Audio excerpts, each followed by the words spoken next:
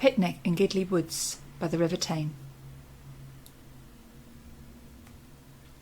We had a snack sitting on a bridge on VE Day. The photographer and I remembered our parents, and the daughter, together with Wes, took us on another lovely walk. It was the most beautiful of days.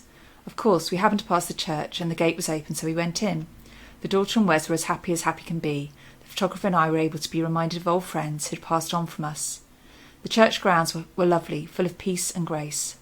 Our old neighbour's grave was abundant with wild growth, which looked beautiful with spring flowers. We shared such happy memories. There was a seat to sit on, so we said any prayers we had to say quietly there. A lovely day full of nostalgia, as it should have been. When the photographer received his online Saturday paper, we had the most lovely surprise. It contained a wonderful description of living under the Black Mountains in Wales. It talked of birds and of wilderness.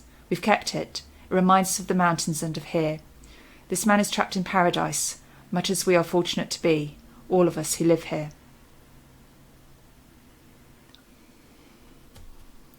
It is my first year as a teacher, and it is one I'll never forget. At around 12, we stopped our learning for lunch. The children had worked really hard, so we were able to have a longer lunch break. After lunch, we planted tomato plants for the children in our new outside garden area. The children loved doing this.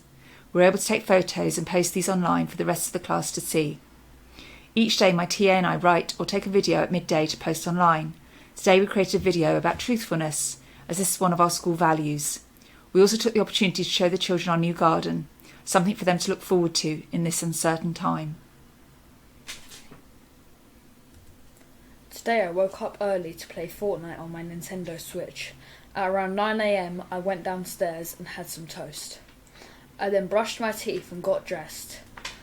I then started my schoolwork. I did my Fluent in 5 and my maths. Afterwards I had a break and did lots of flips on my trampoline. Then I finished my English work. I didn't like it, but it was easier today than some days. Then it was lunchtime, and I had a crumpet with butter. After lunch, I played Minecraft and Roblox with my brothers. Mum and Dad put up a big tent over our trampoline. It was much more fun to jump on. Later, we continued with our family lockdown project.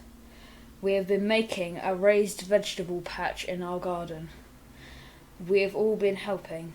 Today, we had to fill in the raised beds with soil, ready for when the seedlings we have planted are bigger. It took a long time and it was hard work, but we finished. We had dinner. I had spicy noodles with chicken balls.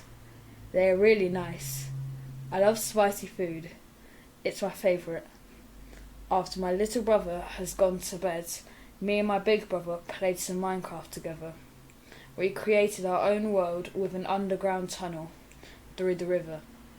We made a big house together, and it looked like a World War II bunker. At bedtime, I wasn't really tired, so me and my brother talked for a while until Mum told us we went to sleep.